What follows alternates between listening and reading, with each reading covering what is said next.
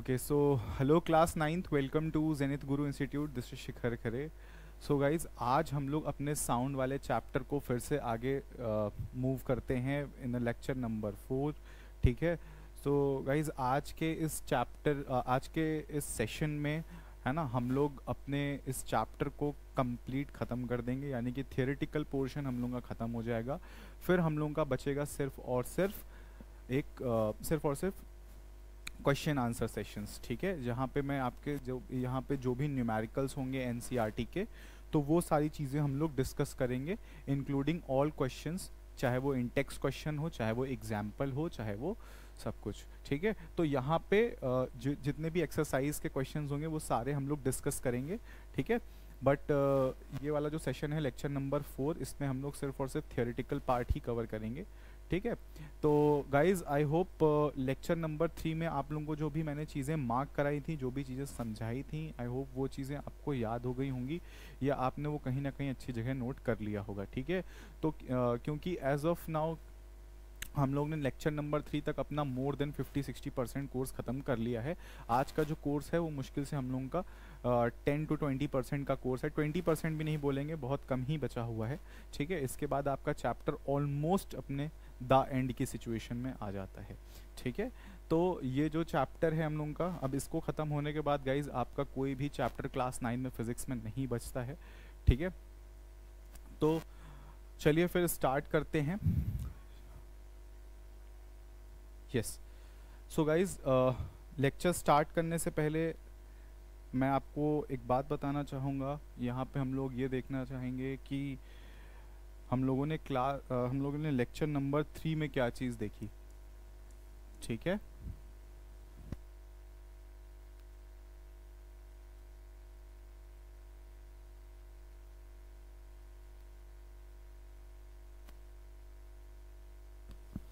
Yes. तो guys lecture number 3 में मैंने आप लोगों से डिस्कस किया था कि कैरेक्टरिस्टिक्स डिस्कस किए थे, कैरेक्टरिस्टिक्स ऑफ वेव्स डिस्कस किया था हम लोगों ने. ठीक है, उसके बाद हम लोगों ने डिस्कस किया था इको, जहाँ पे हम लोगों ने फॉर्मूला पढ़ा था v is equals to 2x/t का. ठीक है, ये सारी चीज़ें हम लोगों ने डिस्कस करी थी. ये भी बताया था कि ट्रांसवर्स वेव और लॉन्गिट्यूडनल वेव किस तरह से चलती हैं. रेयरफैक्शन किसको कहते हैं और कंप्रेशन किसे कहा जाता है. ठीक है, कहाँ पे डेंसिटी हाई होती है और कहाँ पे डेंसिटी लो होती है. ये सारी चीज़ें हम लोगों ने अपने लास्ट के लेक्चर में कवर कर ली थी. ठीक है, अब अगर हम लोग बात करते हैं अपना जो इको वाला टॉपिक पढ़ा था, यहाँ पे हम लोगों ने ये देखा था कि इको किसे कहते हैं, किसे कहा जाता है इको. जहाँ पे हम लोगों ने देखा था कि echo is a reflection of sound, है ना. और ये किस प्रिंसिपल पे काम करती है, तो यही जो प्रिंसिपल लिखा हुआ है यही इसका प्रिंसिपल भी है. ठीक है, क्योंकि इसको स्टार्ट करने से पहले मैंने आपको रिफ्लेक्शन ऑफ साउंड भी पढ़ाया था, जो कि somewhere somehow is similar to reflection of light. मैंने इस चीज़ का एग्जाम्पल भी आपको दिया था. और कुछ सारी चीज़ें बच्चों मैंने जो है आप लोगों को बुक में मार्क कराई थी, एंड होप सो वो चीज़ें आप लोगों ने बुक में मार्क की होंगी. तो अगर आज आप फर्स्ट टाइम हमारे चैनल पे आए हैं, ठीक है, तो प्रीवियस सारे लेक्चर्स बच्चे ज़रूर देखना, क्योंकि मैंने उसमें बहुत सारी इम्पॉर्टेंट चीज़ें भी बताई हैं, बहुत सारे इम्पॉर्टेंट लाइंस भी मार्क कराए हैं एनसीईआरटी में. और जब भी मेरा लेक्चर हुआ करे या जब भी आप मेरा लेक्चर लिया करें, सुनते हैं आप जब भी मेरा लेक्चर, तो आप अपने पास अपनी एनसीईआरटी बुक को ज़रूर रखें, क्योंकि मैं प्रेफरेबली आप लोगों को एनसीईआरटी ही पढ़ाऊँगा. ठीक है, और जो भी इम्पॉर्टेंट पॉइंट्स हैं बच्चे, वो हम लोग यहाँ पे मार्क करते हुए चलेंगे. So yes, in our previous class we have studied about reflection of light, sorry reflection of sound, not reflection of light, ठीक है। और हम लोगों ने पढ़ा इको के बारे में, ठीक है, इको के बारे में पढ़ा कि ये क्या होता है, इसका प्रिंसिपल क्या है, प्रिंसिपल इसका क्या है आप सबको पता है। अभी मैंने थोड़ी देर पढ़ाया आप लोगों को कि प्रिंसिपल यहाँ पे क्या था, reflection of light, sorry reflection of sound, बार बार मेरे मुंह से रिफ्लेक्शन ऑफ लाइट निकल रहा है, ठीक है, कोई बात नहीं। चलिए अब आगे देखते हैं। तो यहाँ तक गाइज आप सबको क्लियर है कि इको का यहाँ पे क्या कॉन्सेप्ट है। चलिए एक बारी फिर मैं थोड़ा सा आपके साथ डिस्कशन कर लेता हूँ इको को लेकर के, ठीक है। तो यहाँ पे देखो, अगर मैं बात करता हूँ बेटा इको की, ठीक है, इको मैंने आपको बताया था कि is reflection of sound, is a reflection of sound. अब क्या होता है रिफ्लेक्शन ऑफ साउंड में, ये मैंने आपको बताया था कि मान के चलिए यहाँ पे कोई एक क्लिफ है, यहाँ पे ये कोई एक इंसान है, ठीक है, ये यहाँ से कुछ बोलता है, तो क्या होता है कि इसकी जो आवाज़ है वो इस डायरेक्शन में आती है और रिफ्लेक्ट करने के बाद वो इस डायरेक्शन में वापस जाती है, ठीक है। तो ये क्या होता है कि इसकी ये जो साउंड थी, यहाँ से जो इसने साउंड यहाँ पे भेजी, ये इस साउंड का रिफ्लेक्शन इसको सुनाई देता है और ये इसी साउंड के रिफ्लेक्शन को इको बोल रहा था, सही है ना। ये इसी साउंड के रिफ्लेक्शन को क्या बोल रहा था, इको बोल रहा था, ठीक है। हाँ, अब इको में सबसे मेजर चीज़ ये है कि जो भी ओरिजिनल साउंड है, जैसे कि मान के चलिए ये ओरिजिनल साउंड थी, ठीक है, ओरिजिनल साउंड और ये रिफ्लेक्टेड साउंड या आप इसको इको जो बोल रहे हैं, इनके बीच का जो फ़र्क होना चाहिए टाइम पीरियड का, वो होना चाहिए एटलीस्ट 0.1 सेकेंड का, क्योंकि अगर इक्वल टाइमिंग पॉसिबल नहीं है, इक्वल टाइमिंग पॉसिबल नहीं है क्योंकि इतना स्पीड ही नहीं तेज़ है साउंड का कि आप यहाँ से बोलो और उतनी देर में आपको रिफ्लेक्ट होकर साउंड सुनाई दे जाए, क्योंकि इतना स्पीड भी नहीं है, ठीक। तो एटलीस्ट 0.1 सेकेंड का यहाँ पे डिफरेंस चाहिए, ठीक।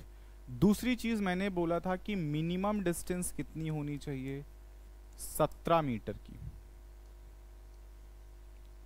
मिनिमम डिस्टेंस कितनी होनी चाहिए बेटा, 17 मीटर की। तो ये चीज़ कहीं भी पॉसिबल है सर, हाँ, लेकिन जनरली देखो जो इको होता है, इको बेटा ये सारे प्लेसेस में होता है, ठीक है। आप इसको ओपन एरिया में भी कर सकते हो और आप इसको क्लोज एरिया में भी बोल सकते हो, क्लोज एरिया में भी हो सकता है। तो ये दोनों जगह एग्जिस्ट करता है, ओपन एंड क्लोज दोनों जगह करता है, ठीक है। इस चीज़ का ध्यान रखना। यहाँ पे एक जो देखो, हाँ, अब इसमें क्वेश्चन कहाँ से बनता है, क्वेश्चन बनता है ये इसी वाले फॉर्मेट से, ये जो मैंने यहाँ पे बनाया हुआ है क्वेश्चन बेटा यहीं से फॉर्म आउट होता है। कैसे होता है सर क्वेश्चन बेटा, ऐसे फॉर्म आउट यहाँ होता है कि यहाँ पे आप देखो कि यहाँ पे इसका मैं एक डायग्राम थोड़ा सा अलग सा बना रहा हूँ, इधर देखो आप। अब जैसे मान लो इसने यहाँ से ओरिजिनल साउंड दी इस डायरेक्शन में, अब ये यहाँ से आई यहाँ तक, ये चली x डिस्टेंस, ठीक है। उसके बाद ये यहाँ से रिफ्लेक्ट होके गई यहाँ पे, कितना चली, फिर x डिस्टेंस चली, तो टोटल डिस्टेंस यहाँ पे इसने कितनी बनाई, 2x की बनाई, ठीक है। और मान के चलो अगर यहाँ तक का यहाँ पे इन्होंने पूरा जर्नी का टाइम इनका t था, ठीक है। तो यहाँ पे अगर आप इसकी वेलोसिटी कैलकुलेट करना चाहो तो क्या आप वेलोसिटी कैलकुलेट कर पाओगे क्या, तो बिल्कुल कर पाओगे, ठीक है। तो ये हो जाती है डिस्टेंस। तो अगर आपसे डिस्टेंस यहाँ से पूछे कि ऑब्जेक्ट की डिस्टेंस क्या है, ठीक है, यहाँ से ये रहा ऑब्जेक्ट, आप इसको ऑब्जेक्ट ही समझिए, ये यहाँ पे ऑब्जेक्ट है, ठीक है, और ये क्लिफ है ना। अब ये अगर आपसे पूछता है कि इन दोनों के बीच का डिस्टेंस क्या है, तो बेटा आपको सीधा सीधा x की वैल्यू निकालनी है, 2x की वैल्यू मत सिंपली निकाल के बैठ जाना, क्योंकि 2x एक तरफ जाने का और एक तरफ आने का रास्ता है, ठीक है। ये साउंड के नेचर में काम आएगा आपको। समझ में आई मेरी बात? यहाँ तक आप लोगों को समझ में आ गया था? ये एक बहुत इम्पॉर्टेंट पॉइंट था जो कि मैंने आपको डिस्कस किया था, आपसे डिस्कस किया था, ठीक है। यहाँ तक इतना क्लियर है? चलो अब आगे बढ़ते हैं। यस, तो अब हम लोग देखते हैं कोई क्वेश्चन। यहाँ पे कोई क्वेश्चन हाँ है तो नीचे है, लेकिन हाँ उससे पहले अब आते हैं हम लोग रिवर्ब्रेशंस पे, कि रिवर्ब्रेशन किसे कहा जाता है सर।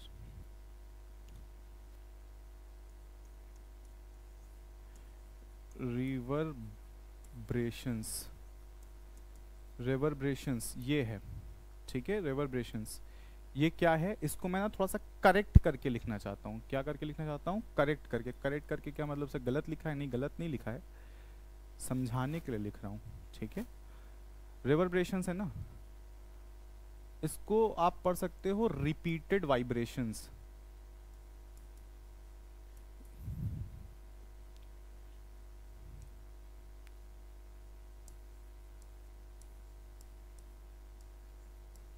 Repeated vibrations.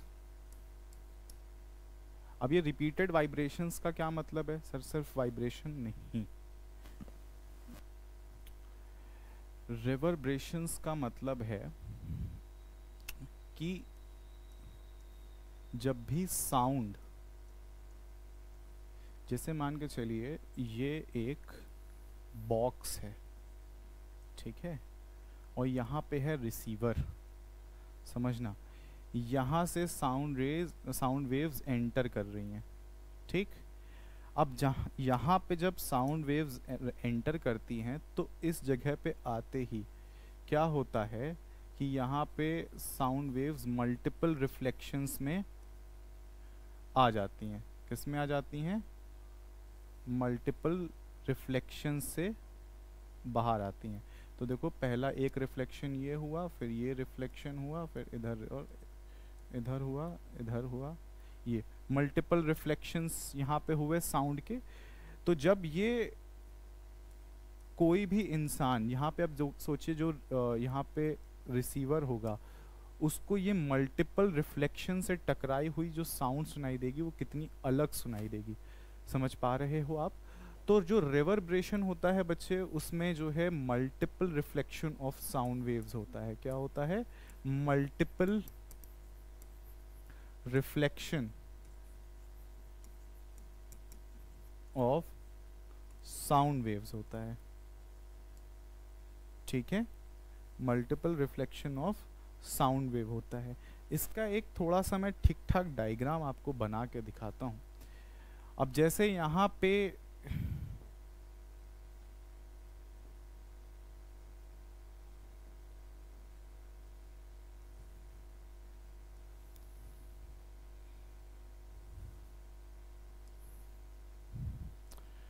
मान लीजिए यहाँ पे ये एक कोई हॉल है, ठीक है, और यहाँ पे लोग खड़े हुए हैं 1 by 1,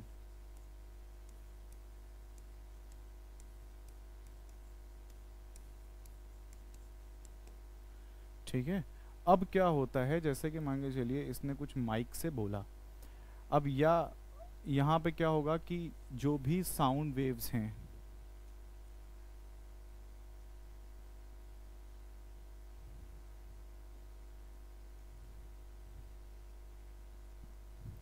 अब यहाँ पे जितनी भी साउंड वेव्स हैं यहाँ से जो भी निकलती हैं, इसके सर से नहीं निकल रही हैं, इसके मुंह से निकल रही हैं। एग्जाम्पल दे रहा हूँ, कोई चीज़ सच में मत ले लिया करो तुम लोग, नहीं तो सोचो सर से वेव्स निकल रही हैं, ऐसा कुछ नहीं है, ठीक है।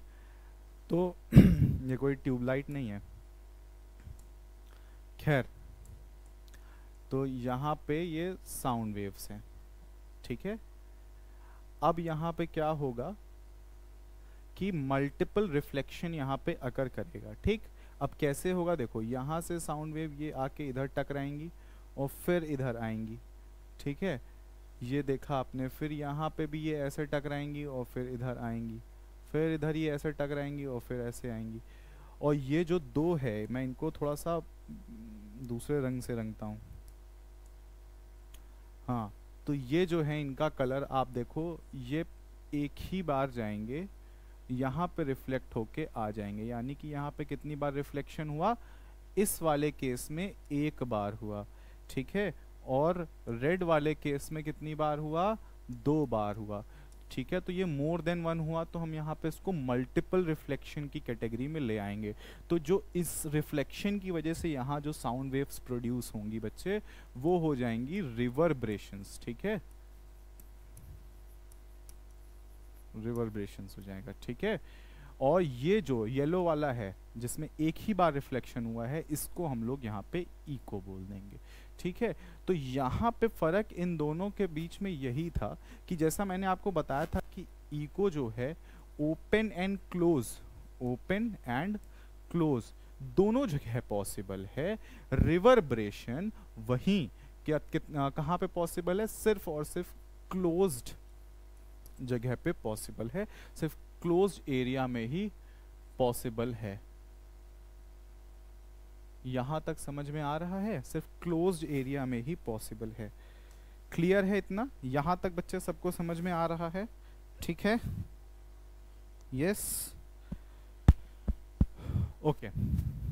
चलिए अब आते हैं अपने नेक्स्ट टॉपिक पे। तो रिवर्बरेशन यहां तक क्लियर हो गया। चलो अब एक काम करो, अब सब अपनी एनसीईआरटी बुक खोलो और ये वाला पॉइंट खोलो जहाँ पे हम लोग रिवर्बरेशंस पढ़ रहे हैं, ठीक है। और रिवर्बरेशन में मैं जो भी चीज़ें मार्क करा रहा हूँ उसको अच्छे से मार्क कर लो, ताकि आप लोगों को सारी चीज़ें बेटा क्लियर हो सकें, ठीक। चलो यहाँ पे देखो क्या लिखा हुआ है कि a sound created in a big hall will persist by repeated reflection from the walls until it is reduced to a value where it is no longer audible. यानी कि यहाँ पे आप लोगों से सिंपल ये कह रहा था कि किसी भी बिग हॉल में साउंड का एक रिपीटेड रिफ्लेक्शन परसिस्ट किया जाता है, किसकी वजह से, वॉल्स की वजह से, ठीक है। और ये तब तक रहता है जब तक कि इसकी जो भी वैल्यू है वो कब तक इतनी कम ना हो जाए जिसकी वजह से वहाँ पे साउंड बचे ही ना, no longer to be audible, ठीक है। तो वैसी सिचुएशन तक ये वहाँ पे मल्टीपल रिफ्लेक्शंस होते रहेंगे और ये वहाँ पे सुनाई देता रहेगा, ठीक है। तो यहाँ पे देखो क्या लिखा हुआ है, ये डेफिनेशन मार्क्ड है, देखो, the repeated reflection that result in the persistence of sound is called reverberation, ठीक है। ये इंपॉर्टेंट पॉइंट है, इसको मार्क कर लेना, है ना। तो अब यहाँ पे देखो एग्जाम्पल भी दिया हुआ है,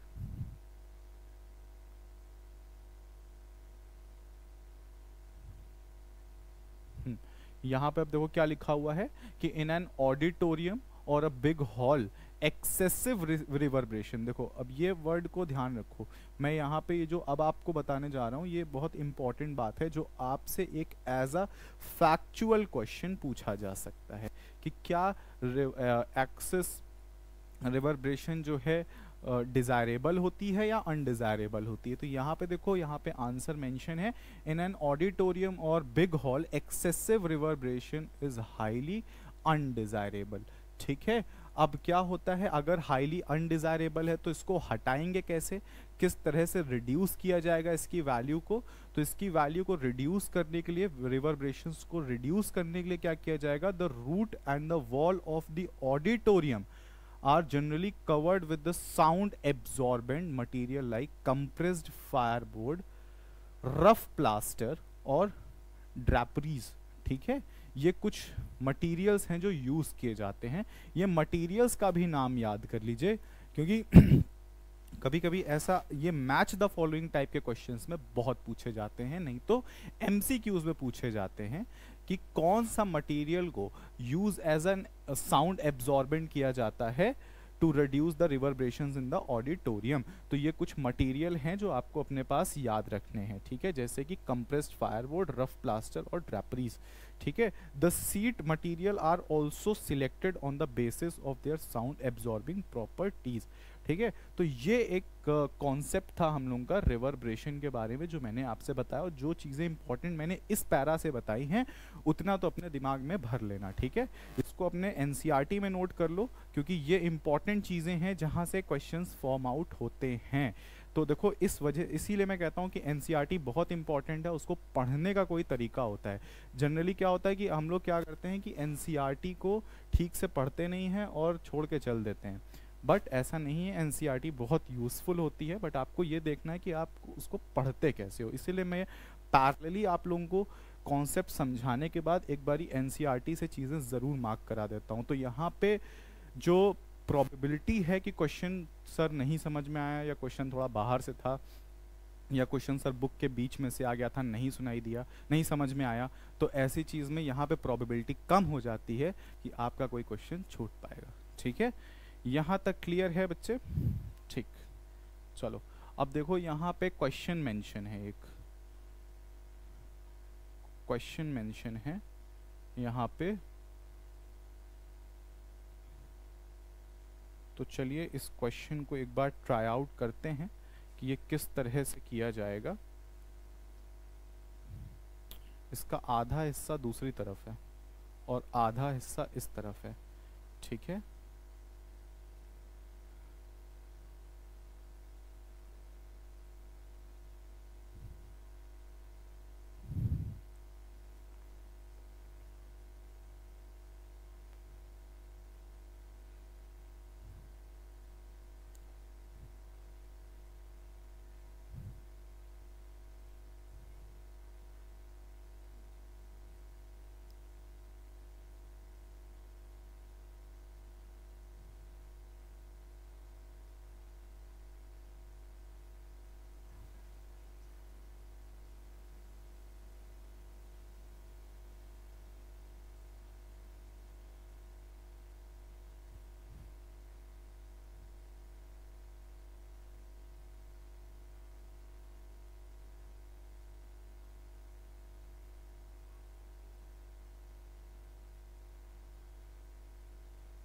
यस।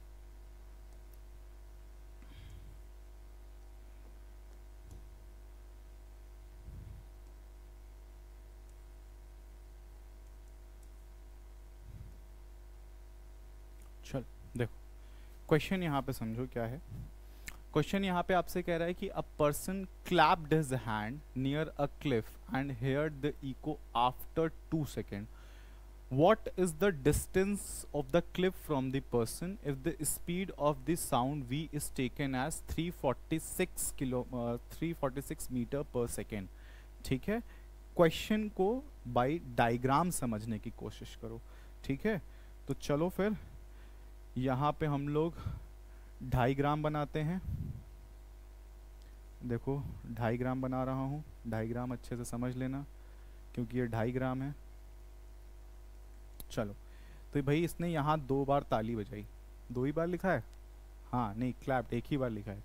हाँ, तो near a cliff and hear the echo after 2 second. Hear the echo after 2 second, इसका मतलब ये है कि यहाँ से साउंड रेज ऐसे गई और फिर ये यहाँ से ऐसे आई, तो इस वाली को इसने सुना, यही तो रिफ्लेक्टेड वाली है और इसी को तो आप इको कह रहे हैं। इसका टाइम कितना लगा? 2 सेकेंड का इसको टाइम लगा। ठीक है, और ये क्या बोल रहा था? वेलोसिटी कितनी बताई है इसने भाई?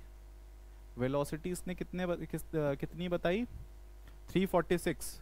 तो वेलोसिटी इज 346 मीटर पर सेकेंड की बताई इसने। ठीक है, तो अब क्या करना है? फॉर्मूला तुम्हें याद है, v is equals to 2xt। चलो नहीं भी ये नहीं भी याद है तो भी छोड़ो, तो भी छोड़ दो इसको यहाँ पे। ठीक है, या चलो यहीं से बता देता हूँ, क्यों बार बार मैं ठीक है, यहाँ पे देखो फॉर्मूला याद है ना, 2xt/t। ठीक है, ये वाला फॉर्मूला समझ में आ गया था? ये वाला फॉर्मूला है v is equals to 2x/t। अब यहाँ पे देखो आपको v गिवन है बच्चे। ठीक है, v यहाँ पे आपको गिवन है 346। ठीक है, और यहाँ पे लिखा हुआ है 2x, टाइम कितना दिया हुआ है 2, तो 2x का वैल्यू कितना आ जाएगा? यहाँ पे मल्टीप्लाई कर लो। ठीक है, so this will be 12, 9 and 6। ठीक है, तो ये हो जाएगा मीटर्स, यानी कि ये 2x कितना आ गया? 2x कितना आ गया? 692 मीटर्स आ गया। अब ये 2x है, मैंने आपको अभी थोड़ी देर पहले बताया था कि आपको अगर ऑब्जेक्ट की डिस्टेंस निकालनी होगी तो सिर्फ x को कैलकुलेट करना, 2x को मत कैलकुलेट करना। तो ये 2x क्या है, एक्चुअली में ये डिस्टेंस ऐड हो गई है, ये इधर की डिस्टेंस और इधर की डिस्टेंस को ऐड करके आपको 692 बता रहा है, ठीक है। ये इधर की और इधर की दोनों की डिस्टेंस को ऐड करके 692 बता रहा है, ठीक है। तो अगर आपको सिर्फ एक डिस्टेंस निकालनी होगी तो कितनी निकालोगे, देखो अभी जैसे 2 से मल्टीप्लाई किए थे तो इतना आया था, अब 2 से डिवाइड कर दोगे तो भी इतना ही आएगा, ठीक है। तो यानी कि 346 मीटर, तो 346 मीटर एक तरफ की डिस्टेंस है, ठीक है, और उतनी ही इधर जाती है। तो ये इधर भी 346 मीटर्स हो गई। अब दोनों को ऐड कर दो, दोनों को ऐड करोगे तो देखो 692 ही आएगा, ठीक है। तो this is how you can solve the questions, ठीक है। और देखो क्वेश्चन के क्या फॉर्मूले थे ये मैंने आपसे बच्चे पहले ही डिस्कस कर लिया था, ठीक।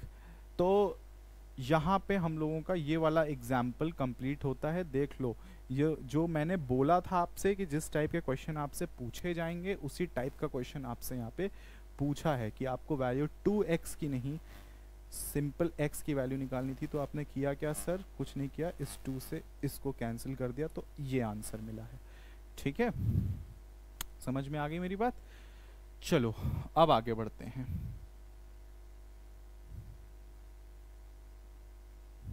यस, तो वी हैव कंप्लीटेड दिस। अब आता है use of multiple, uses of multiple reflection of sound, ठीक है।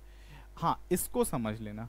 देखो कभी कभी 2 से 3 नंबर के क्वेश्चन में ये इस टाइप के क्वेश्चंस पूछ लिए जाते हैं, यूजेस ऑफ मल्टीपल रिफ्लेक्शन, नहीं तो किसी भी क्वेश्चन में ऐड करके पूछ लिया जाता है ये, ठीक है। बिल्कुल पूछा जा सकता है, रिवर्ब्रेशन आपसे अगर पूछेंगे तो उसमें इतना पोर्शन ऐड भी कर सकते हैं कि and right the use of multiple reflection, ठीक है। तो वहाँ पे आप क्या लिखेंगे, ये चीज़ें जो मैं मार्क कराने जा रहा हूँ इसको भी मार्क कर लेना, क्योंकि इसमें कुछ ऐसा है नहीं बेटा कि मैं आपको एक्सप्लेन करूँ। तो जो चीज़ें इंपॉर्टेंट हैं वो मैं मार्क करा देता हूँ, ठीक है। हाँ, तो अब यहाँ पे देखो पहला यूज़ दिया हुआ है मेगाफोन्स का, ठीक है। मेगाफोन्स और या आप कह लीजिए शहनाई, ट्रम्पेट्स, ठीक है, ये जो होते हैं यहाँ पे देखो बना हुआ है ना, ये कुछ इस टाइप से ये है मेगाफोन। ये आपने अक्सर अपने घर के आसपास देखा होगा कहीं, ये हॉर्न आपने अक्सर ऑटो वालों के पास देखा होगा कहीं ना कहीं।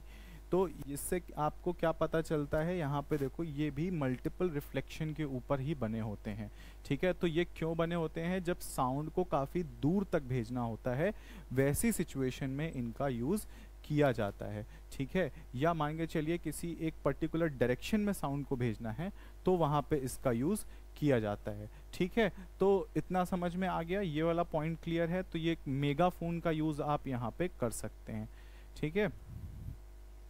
दूसरा आता है स्टेथोस्कोप। ये आपने अक्सर डॉक्टर्स के पास देखा होगा, ये कुछ इस तरह का एक इंस्ट्रूमेंट होता है, ठीक है। अब यहाँ पे आप ये इसका भी प्रिंसिपल क्या है, ये है इसका भी प्रिंसिपल है मल्टीपल रिफ्लेक्शंस का, ठीक है।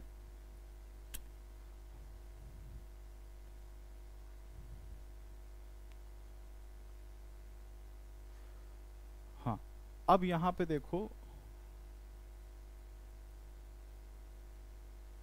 यस, अब यहाँ पे देखिए आपको एक चीज़ समझाई जा रही है कि generally the ceilings of a concert hall, conference and cinema halls are curved so that after reflection reaches all the corners of the house as shown in the figure 11.12. Sometimes a curved soundboard may be placed, yes, a curved soundboard may be placed behind the stage so that after reflecting the soundboard spreads across the width. तो अब यहाँ पे देखो ये एक sound board यहाँ पे आपको दिखेगा, ये है एक साउंड बोर्ड। इसका यूज़ क्यों किया जाता है, ताकि किसी भी बिग सिनेमा हॉल्स में जो भी स्पीकर है उसकी आवाज़ का डिस्ट्रीब्यूशन, चाहे बंदा यहाँ बैठा हो, चाहे बंदा यहाँ बैठा हो, चाहे यहाँ बैठा हो, चाहे यहाँ बैठा हो,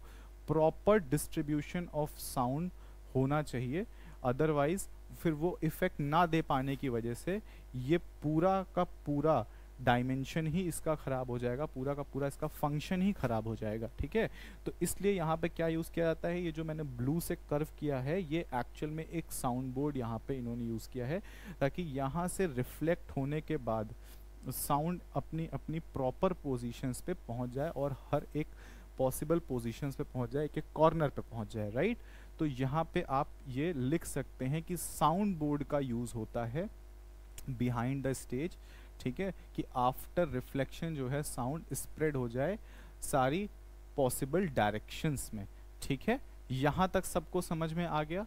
चलिए अब यहाँ पे देखो, हाँ ये देखो यहाँ पे दिख रहा होगा आप लोगों को, ये रहा साउंड बोर्ड और यहाँ पे ये रहा सोर्स ऑफ साउंड। तो क्या है कि यहाँ से इस तरह से साउंड आ रही है और आफ्टर रिफ्लेक्शन आप यहाँ देख रहे हैं कि क्या हो रहा है, 1 2 और 1 2 3, ये देखो ये तीनों आप यहाँ पे देख सकते हैं, ठीक है। तो किस टाइप से एक प्रॉपर रिफ्लेक्शन ऑफ साउंड का कॉन्सेप्ट यहाँ पे यूज किया गया है, रिफ्लेक्शन ऑफ साउंड का यहाँ पे यूज किया गया है जो यहाँ पे हो रहा है, ठीक है। यहाँ तक क्लियर है? Is that clear to all of you guys? ठीक, चलिए अब आगे बढ़ते हैं और अब आता है रेंज ऑफ हियरिंग, है ना। हाँ अब यहाँ पे इसके बाद फिर ये शायद आप लोगों का आखिरी पोर्शन होगा, हाँ ठीक है, अल्ट्रासाउंड्स एंड ये जो है आखिरी पोर्शन है। तो रेंज ऑफ हियरिंग की अगर हम बात करते हैं यहाँ पे, तो देखो रेंज ऑफ हियरिंग में क्या है, ये मार्क करने वाली चीज़ है, ये आप लोग अपनी एनसीईआरटी बुक में मार्क कर लीजिए, ठीक है। So the audible range of sound for human being extend from 20 hertz to 20,000 hertz, ठीक है, 1 साइकिल पर सेकेंड। तो children under the age of 5 and some animal such as dog can hear up to 25 kilo hertz, ठीक है। 25 kilo hertz यहाँ पे लिखा हुआ है कि 1 किलो हर्ट्ज से एक kilo hertz is equal to 1000 hertz. ये आपके इम्पोर्टेंट में इसको मार्क कर लेना, क्योंकि इस पे बेस्ड क्वेश्चंस आएंगे, ठीक है। कन्वर्जन कभी भी छोड़ना मत कहीं पे कि किलो हर्ट्ज से हर्ट्ज में कैसे कन्वर्ट होगा, हर्ट्ज से किलो हर्ट्ज में कैसे कन्वर्ट होगा, क्योंकि कन्वर्जन अक्सर ही काम आता है, ठीक है। Now yes, so as people grow older their ear become less sensitive, higher frequencies sound of frequencies below 20 hertz। अब देखो sound frequencies below 20 hertz are called infrasonic और infrasound, ठीक है। तो below 20 hertz वो infrasound है, ठीक, infrasound है या infrasonic है। 20 से 20,000 के बीच में यहाँ पे जो है ह्यूमन हेयर की रेंज है, ठीक है। यहाँ तक समझ में आ रहा है। चलो अब आगे हम लोग बढ़ते हैं कि यस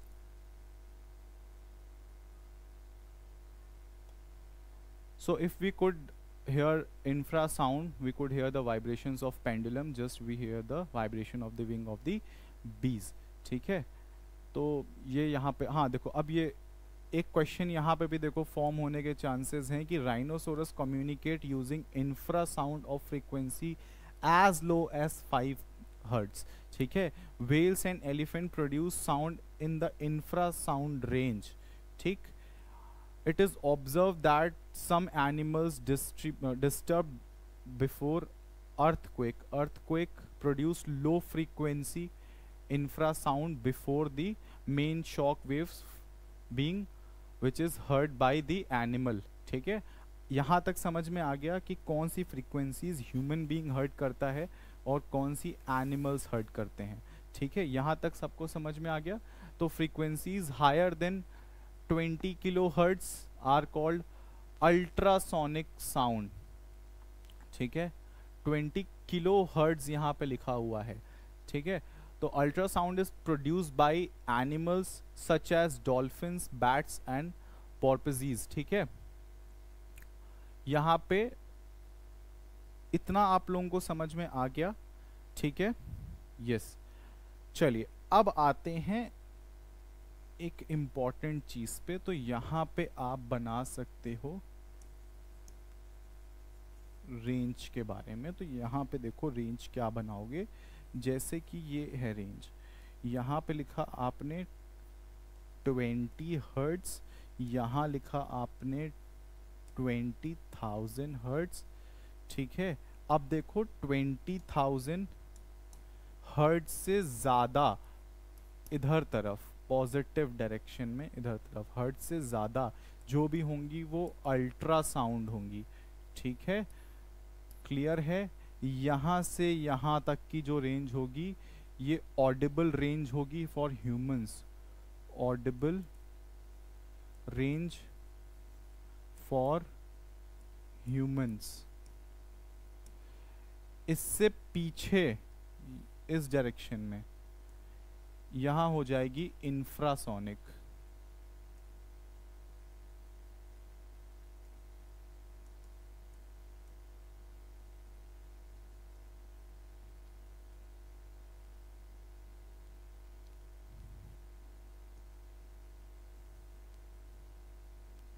ठीक है, यहाँ तक क्लियर हो गया, राइट। तो ये एक रेंज का चार्ट आप बना सकते हो अपने चीज़ों को क्लियर करने के लिए। यहाँ तक समझ में आ गया, ठीक है। तो ये रेंज का चार्ट आप अपने दिमाग में बैठा लीजिए ताकि आपको कंफ्यूजन इससे नहीं होगी, राइट। चलिए अब आते हैं नेक्स्ट टॉपिक पे, which is our last topic of this chapter, जो कि है एप्लीकेशन